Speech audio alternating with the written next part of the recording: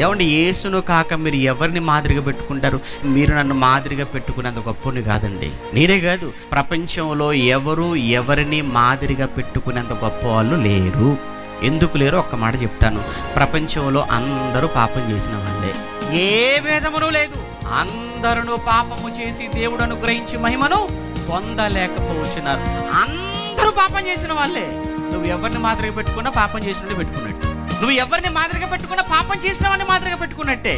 మరి పాపము లేని పాపరహితుడు ఒకే ఒక్కడు ప్రపంచ చరిత్రలో, ఆయనే one and only Jesus Christ. ఆయన తప్ప ఎవ్వరూ లేరు.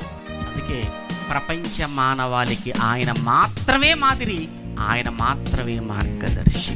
లోకమంతా గుర్తించినది ఒకే ఒక్కడు, అతనిలాగా బ్రతకలేదు భూమిలో ఏ ఒక్కరు.